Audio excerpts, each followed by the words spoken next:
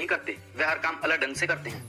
ऐसा कहना you can win international best seller book के राइटर शिव खेड़ा का है। दुनिया में हर इंसान अपनी जिंदगी में सफल होना चाहता है, मगर क्यों कुछ लोग ही सफल हो पाते हैं, सभी नहीं। क्या आपने कभी सोचा है कि सफल लोगों में ऐसी कौन सी विशेषताएं होती हैं जो उन्हें सफल बनाती हैं? सफलता को किस्मत या संयोग से नहीं मिलती।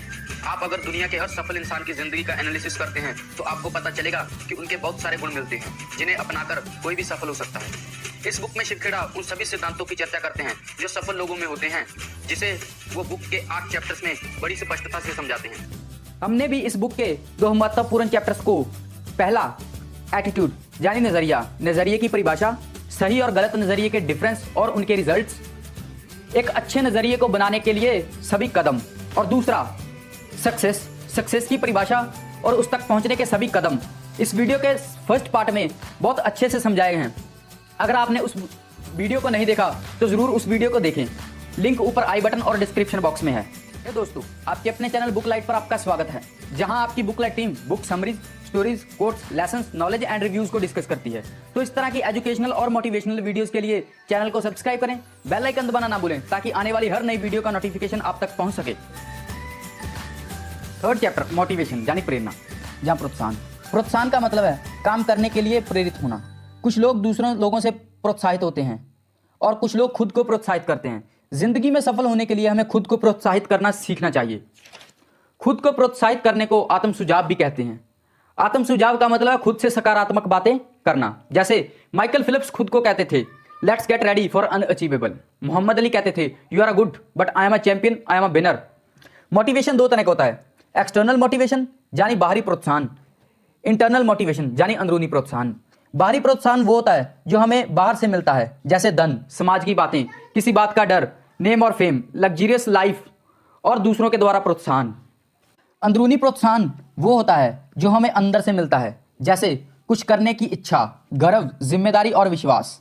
अंदरूनी प्रोत्साहन सिर्फ सफलता के लिए ही नहीं बल्कि खुद को खुश रखने के लिए भी होता है, जो कि काम करने के बाद मिलता है। अंदरूनी प्रोत्साहन का सबसे बड़ा कारक है काम की जिम्मेदारी लेना और अपनी पहचान बनाना। जिंदगी में सबसे बड़ा प्रोत्साहन है दृढ़ विश्वास। जब आपके खुद पर अटूट विश्वास होता है और अगर आपने किसी काम को करने की रिस्पॉन्सिबिलिटी ली तो आप उस काम को पक्का करते हैं। अब हम आपको दूसरों को मोटिवेट करने के कुछ तरीके बताएंगे। पहला, दूसरों का सम्मान करें। दूसरा, कार्यों को मजेदार बनाएं। तीसरा, लोगों की बातों को ध्यान से सुनें और समझें। चौथा, दूसरों को गोल सेटिंग सिखाएं। पांचवा, लोगों को आगे बढ़ने का मौका दें। छठा, दूसरों को परीक्षण दें। सातवां, लोगों के सामने चैलेंजेस रखें। आठवां, उनमें पॉजिटिविटी खोजें और उसकी सभी में तारीफ करें। फोर्थ चैप्टर सेल्फ एस्टीम यानी आत्मसम्मान या स्वाभिमान। स्वाभिमान का अर्थ है कि हम खुद के बारे में क्या महसूस करते हैं। इस बात से कोई फर्क नहीं पड़ता कि लोग आपके बारे में क्या महसूस करते हैं, मगर फर्क इस बात से पड़ता है कि हम खुद के बारे में क्या महसूस करते हैं। दुनिया उन सफल कहानियों से भरी पड़ी है जिनमें लोग उनके बारे में कुछ अलग महसूस करते थे, मगर वो खुद को एक चैंपियन की तरह महसूस करते थे, जैसे Tenzing Norway, Thomas Edison, Henry Ford. जब हम अंदर से अच्छा महसूस करते हैं तो हम अपने काम को बेहतर करते हैं, मगर जब हम अंदर से खराब महसूस करते हैं तब हम अपने हर काम में मन नहीं लगा पाते। इसका सीधा संबंध हमारे व्यवहार से होता है। आत्मसम्मान सफलता के लिए बहुत जरूरी है। अच्छे आत्मसम्मान वाले लोग अपने काम की जिम्मेदारी लेते हैं और उसे पूरा करते हैं। वह अपने लाइफ में आगे बढ़ते हैं और एक संपूर्ण जिंदगी जीते हैं। वह सकारात्मक होते हैं, उनके रिश्ते बहुत अच्छे होते हैं। ऐसे लोग बहुत समझदार होते हैं, अपना हर काम जोखिम उठाकर भी पूरा करते हैं। वह उत्साह से भरे होते हैं, वह हमेशा खुशहाल जिंदगी जीते हैं। इसीलिए आपको भी अपनी सम्मान करना होगा और खुद के बारे में अच्छा महसूस करना होगा। कुछ लोगों में आत्मसम्मान की कमी होती है, जिनके मुख्य कारण हैं खुद से नेगेटिव बातें करना, जैसे मैं ये नहीं कर सकता, मुझसे ये नहीं होगा। इस तरह से माहौल भी इंसान के आत्मसम्मान को बहुत प्रभावित करता है। जैसे ऊंचे आत्मसम्मान वाले लोग अपने बच्चों का आत्मसम्मान बढ़ाते हैं और कम आत्मसम्मान वाले लोग उन्हें हमेशा नीचा दिखाते हैं। कम आत्मसम्मान वाले लोग अपनी तुलना दूसरों से करते हैं मगर खुद को बेहतर नहीं करते।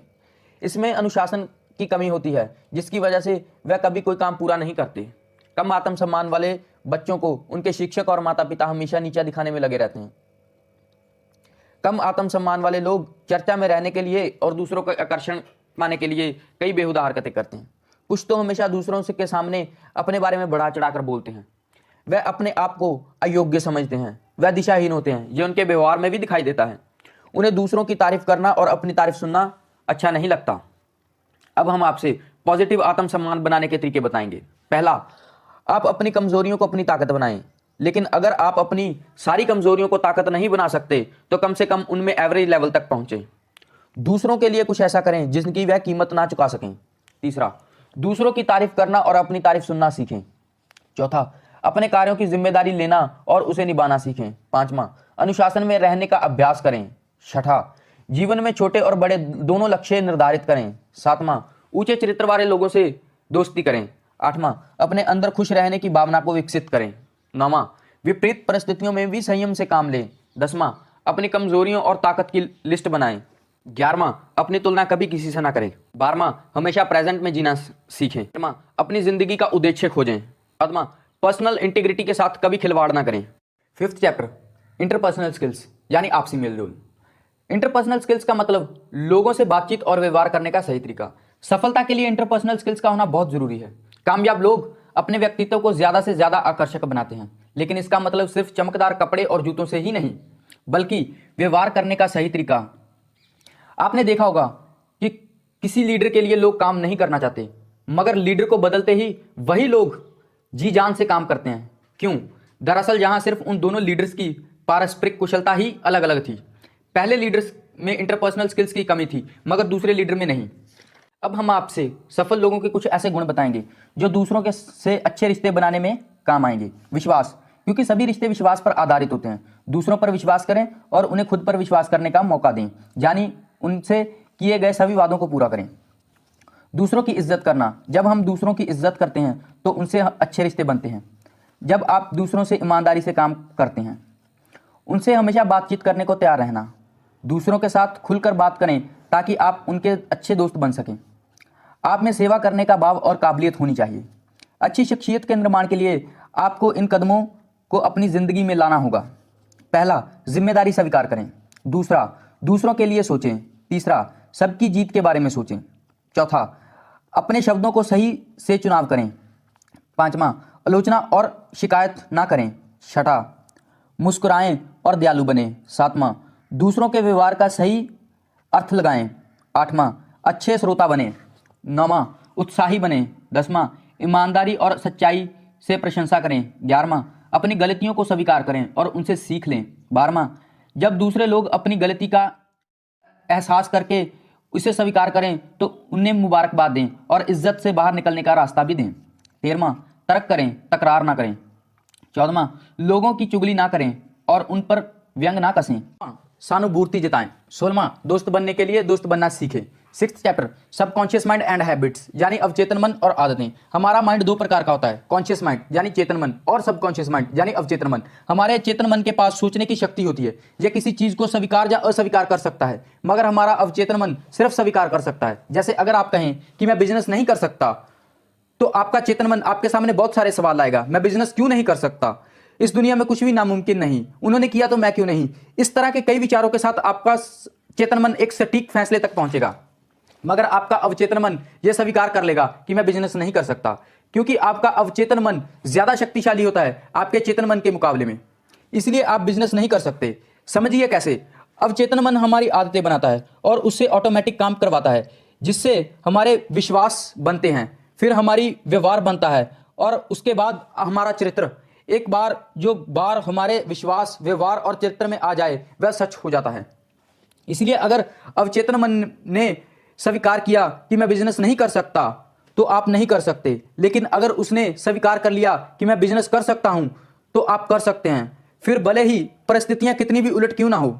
अवचेतन मन एक गाड़ी की तरह है और चेतन मन एक ड्राइवर की तरह। शक्ति तो गाड़ी में होती है, मगर उसका कंट्रोल ड्राइवर के पास। सबसे पहले आपको अपने चेतन मन तक सही इन्फॉर्मेशन को भेजना होगा। अगर इन्फॉर्मेशन सही है तो प्रोग्रामिंग सही होगी, अगर इन्फॉर्मेशन गलत है तो प्रोग्रामिंग गलत होगी। जैसे कि go principle, good in good out, garbage in garbage out. अगर आप अपने माइंड में गंदगी किसी भी माध्यम से, टीवी, मूवी, सॉन्ग, संगत, सोशल मीडिया या किसी और माध्यम से भर रहे हैं, तो बाहर गंदगी ही निकल के आएगी। लेकिन अगर आप अपने माइंड में अच्छाई भर रहे हैं किसी भी माध्यम से, तो बाहर अच्छाई ही निकल करके आएगी। बिल्कुल गूगल की तरह, अगर आप गूगल के सर्च बॉक्स में कुछ अच्छा भरें तो बाहर रिजल्ट में अच्छा आएगा, लेकिन अगर आप अश्लील बने तो बाहर अश्लील रिजल्ट में निकल कर आएगा।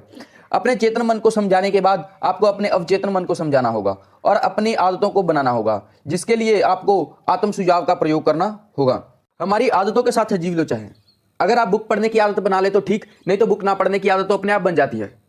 सुबह समय पर उठने की आदत बना ले तो ठीक, नहीं तो देर से उठने की आदत तो अपने आप बन जाती है। हमारी आदतें ही हमसे ऑटोमेटिक सब काम करवाती है। आज जो काम आपको मुश्किल लगता है, अगर वो आपकी आदत बन जाए तो आपको आसान लगेगा। जो काम आज आपको आसान लगता है, अगर वो आपकी आदत ना होता तो वह भी आपको मुश्किल लगता। जिस काम को हम बार बार करते हैं वह हमारी आदत बन जाता है। रिसर्च से पता चला कि किसी काम को अगर हम लगातार 21 दिन तक करें तो वह हमारी आदत बन जाता है। अवचेतन मन को विश्वास दिलवाने और आदतें बनाने के लिए आत्म सुझाव का यूज करें। आत्म सुझाव खुद को सुझाव देना होता है, जैसे मैं कर सकता हूं या फिर मैं नहीं कर सकता। जैसे हमने पहले भी देखा, मैं बिजनेस कर सकता हूं या फिर मैं बिजनेस नहीं कर सकता। ये सब हमारे आत्म सुझाव हैं। आपको जिन भी आत्म सुझाव की जरूरत हो उसे लिखें, दिन में 2 बार बोलकर पढ़ें और विजुअलाइज करें अगले 21 दिन तक। आपके आत्म सुझाव पॉजिटिव होने चाहिए। 7वां चैप्टर, गोल सेटिंग यानी लक्ष्य निर्धारण। एक लड़के ने एक बुजुर्ग से पूछा, यह रास्ता कहाँ जाता है? तो बुजुर्ग ने पूछा, तुम्हें कहाँ जाना है? तो लड़के ने जवाब दिया, पता नहीं। तो बुजुर्ग ने भी जवाब दिया, तो कोई भी रास्ता ले लो, क्या फर्क पड़ता है। बिना लक्ष्य के जीवन मृत्यु के समान है। बिना लक्ष्य के हम कहीं नहीं पहुंचते, सारी जिंदगी सिर्फ भटकते रहते हैं। कहीं पहुंचने के लिए वहां का एड्रेस होना जरूरी है, वरना हम अब घर से निकलेंगे ही नहीं। कि मंजिल तो मिल ही जाएगी, भटकते हुए ही सही। गुमराह तो वो है जो घर से निकले ही नहीं। जिनके पास लक्ष्य होता है वह बहुत सारे रास्तों पर भटकते अपनी मंजिल तक पहुंच जाते हैं, और जिनके पास लक्ष्य नहीं होता वह घर में ही रहते हैं या फिर सारी जिंदगी रास्तों में ही। अक्सर लोग सपने या इच्छाओं को लक्ष्य समझते हैं। सपने और इच्छाएं सिर्फ चाहत मात्र हैं, इससे ज्यादा कुछ नहीं। चाहते कमजोर होती हैं जब तक कि इनकी बुनियाद इस 5D पर आधारित नहीं होती। डायरेक्शन यानी दिशा, डेडिकेशन यानी समर्पण, डिटर्मिनेशन यानी दृढ़ निश्चय, डिसिप्लिन यानी अनुशासन, डेडलाइन यानी निश्चित समय। अगर आप लोगों से जिंदगी का कोई एक बड़ा मकसद बताने को कहें तो आपको अस्पष्ट जवाब देंगे, जैसे कि मैं सफल होना चाहता हूँ, खुश रहना चाहता हूँ, अच्छा जीवन गुजारना चाहता हूँ, और यहीं रुक जाएंगे। यह सभी कोरे सपने हैं और इनमें से कोई भी लक्ष्य साफ नहीं। लक्ष्य को स्मार्ट होना चाहिए। एस से स्पेसिफिक यानी स्पष्ट। मिसाल के तौर पर मैं वजन घटाना चाहता हूँ, यह सिर्फ एक इच्छा है। यह लक्ष्य तब बनता है जब हम तय करें मैं 90 दिन में 10 पाउंड वजन घटाऊंगा।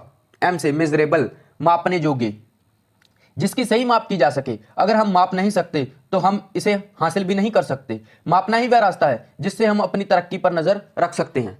ए से अचीवेबल, हासिल करने के काबिल। हासिल करने के काबिल होने से मतलब है यह चुनौती भरा हो और मुश्किल तो हो, लेकिन नामुमकिन ना हो, क्योंकि असंभव लक्ष्य हमें निराश ही करेंगे। आर से रियलिस्टिक यानी वास्तविक। वास्तविकता से बड़ा एक इंसान जो 30 दिन में 50 पाउंड वजन घटाना चाहे तो यह बिल्कुल वास्तविक है।